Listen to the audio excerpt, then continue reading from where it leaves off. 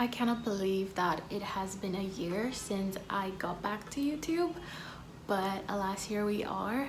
As you've seen from the title, today I'm going to be talking about how YouTube has changed me. But first, I'm just going to say that when I started YouTube, I just did it because I had this desire, this passion to just get into it. And if you watch my video from when I started, then you literally know the story. Started it just like that.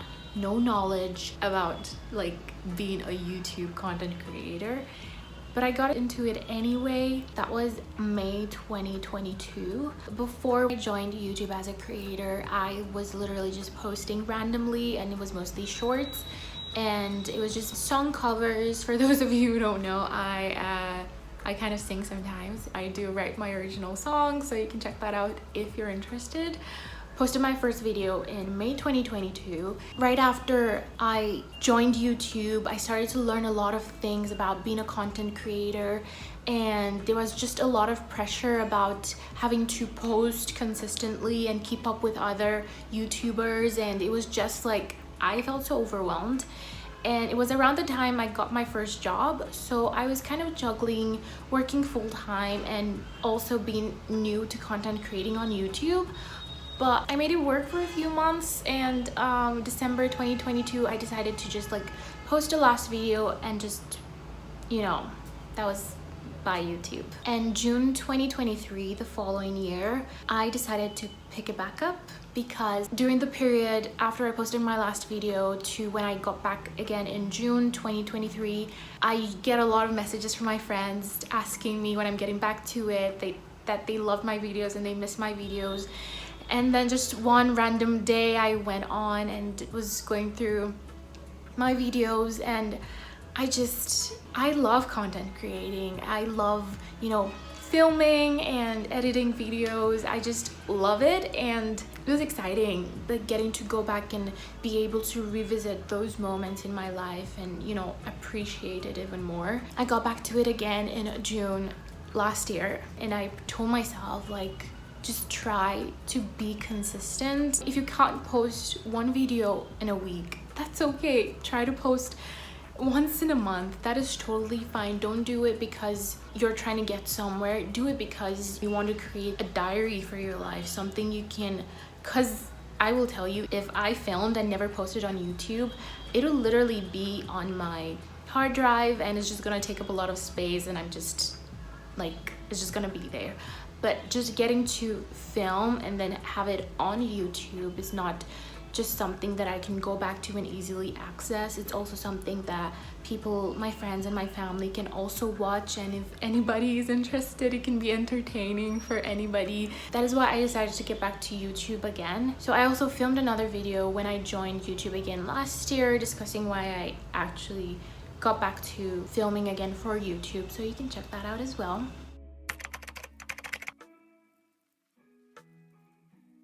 Yeah, so what has YouTube taught me? First of all, I am an introvert, so filming was the one place where I could, be by myself. It not only felt therapeutic, but it was just helping me in a way that I didn't know that it ever would. So I'm not big on talking with a lot of people. When you literally get into my close friend group, I will literally not stop talking. YouTube is somewhere I can just, it's kind of like a best friend, sitting in my room and talking to my camera. It's what else could an introvert ask for?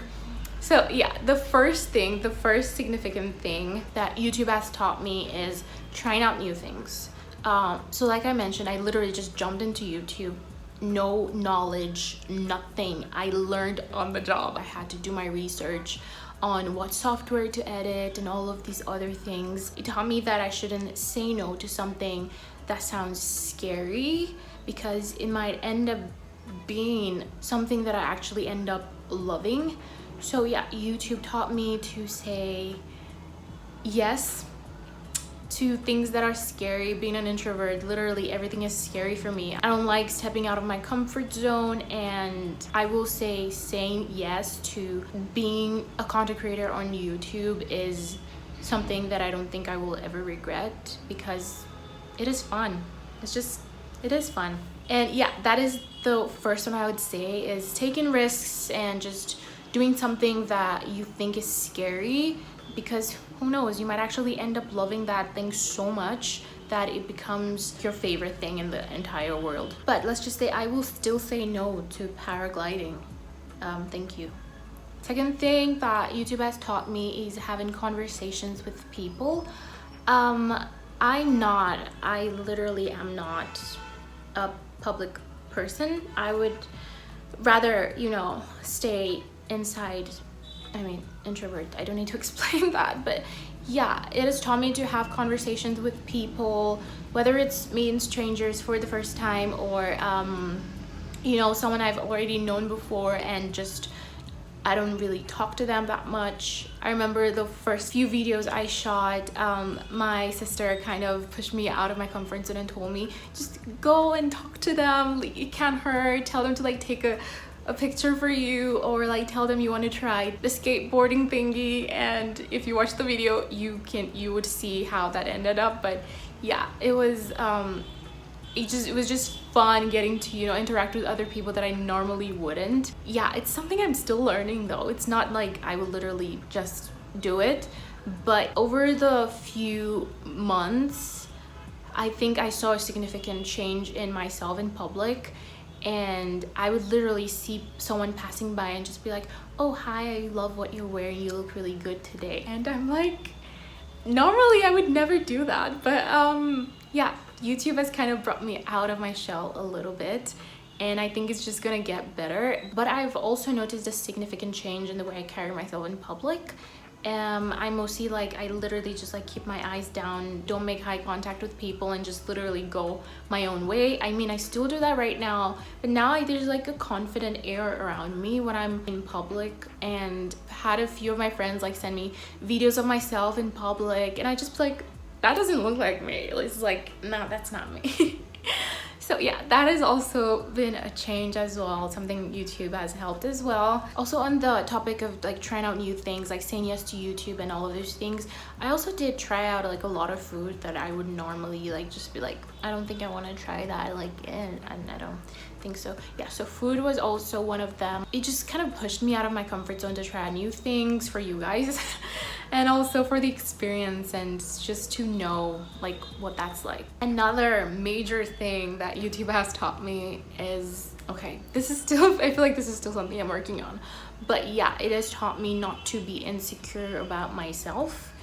Yeah, so let me just say that I had some insecurities. I mean, I still do, but it's just not as, I don't feel it as much as I did.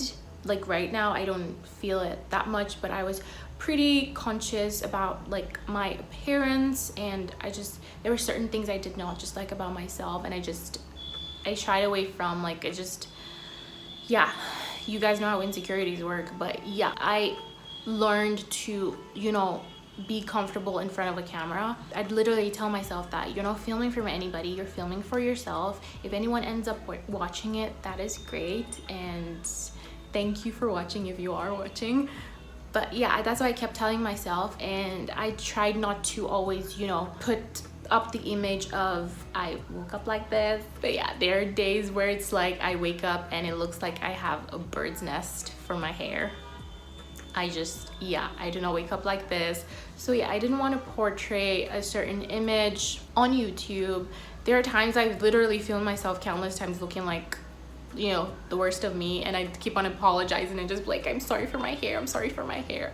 But yeah, it's something I had to learn, and just be it's okay. Nobody, I mean, if there are people who look perfect when they wake up, great for you.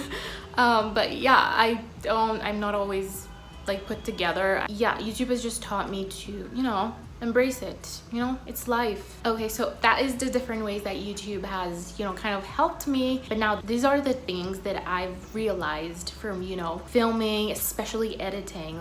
Behind the scenes, you get to see all the things while you're editing and putting the videos together. You get to see yourself in a different perspective, and I got to see myself in a different perspective. It's kind of like there are certain things I do or certain ways I'd act, and I'd just be like, oh, I don't like that thing about myself. Like, oh, I don't like that I did that there. People might call this picking myself apart, but that's just, I just feel convicted about some things that I do or the certain ways I act on camera that I did not like. Filming and editing, especially editing, it has made me realize so many things about myself that I don't like, that I've been trying to work on, and I'm probably still working on them. The first thing that YouTube has made me realize about myself that I don't like is that I can get unintentionally loud in public, especially when I'm excited about something.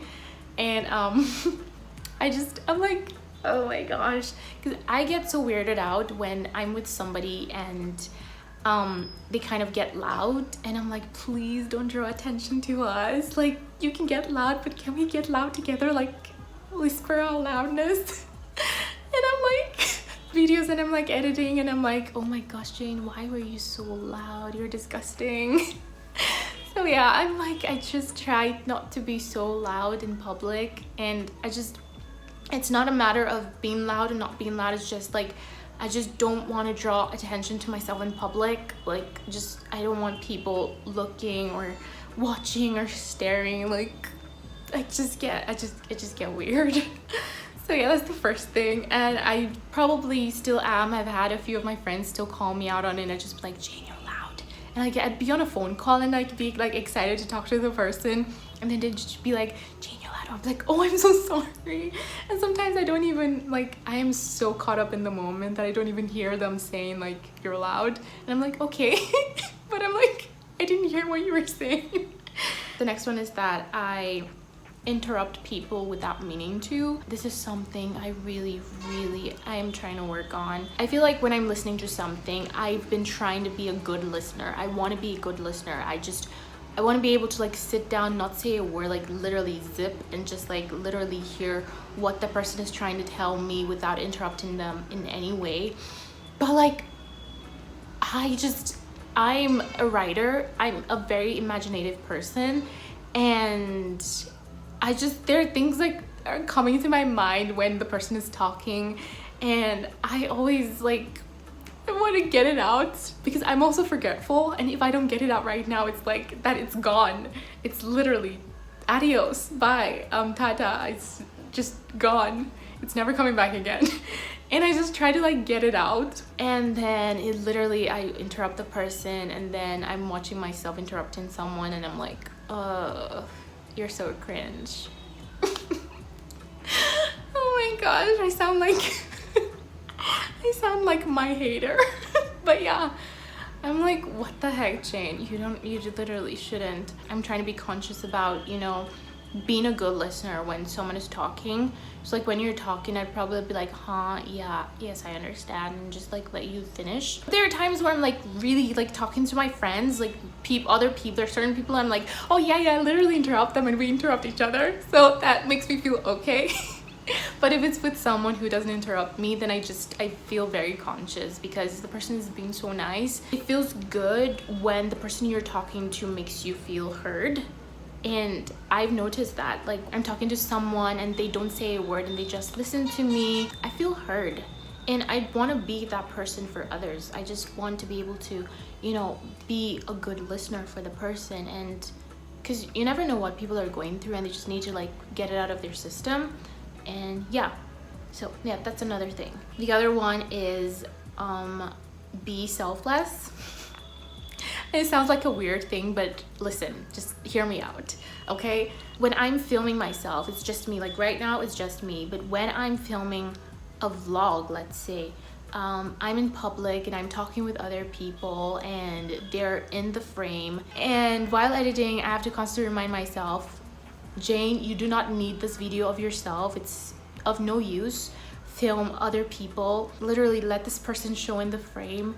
And I think I did that, and I got so I wouldn't say I got good at it, but yeah, it got to a point where someone I just became friends with this year was watching my older videos, and she just came to me one day and she was like, Jane, why are you never in your videos? And I was like, what? She was like, you need to film yourself. It's your channel. It's literally, you're the one editing, you're the one creating the content. Why are you never in your video? I'm like, I'm there. I'm there. And she said, you need to start like making videos that, you know, focuses on you as well. Like, don't just like put other people in. Also take videos of yourself. It's you also. And then I realized that I was probably being overly critical about that. When I started YouTube, I was talking to another friend of mine, and she suggested, because I was like, I'm an introvert, I don't know how this is going to work, and she suggested that I should film videos of how I view the world. And I was like, oh, it's a nice idea, you know, to film the world from my perspective. Shout out to Kathy. While I got into YouTube, I was creating content, I was creating videos that was my view of the world and just my view of others. And I just loved that it was a place where people could come and watch themselves, my friends and my family. And it was fun. And yeah, sometimes like the sit down and talk sessions is nice as well, because I get to rant for free. But then this year, when my friend Rachel mentioned that I should, you know, start making more videos where I actually feature in my video, then I started creating more content, and she gave me a lot of like really good, you know, content creating advice for YouTube, which has helped me a lot. I put out a lot of videos in the past few months this year where it's just been me featuring in my video just enough times that she did not say it anymore. So I was like, oh good, we've got a balance. I've not like perfected the art of being a content creator on YouTube. There's always something new to learn. There's always a new way to go about something. If you go back to my older videos, you would see a significant change, not just in my editing style, but also in like the thumbnail. I had to balance, you know, my style with actually creating good thumbnails that were pretty good actually. And I'm sure I probably wouldn't feel this way about my thumbnails in the next 2 years, but who knows?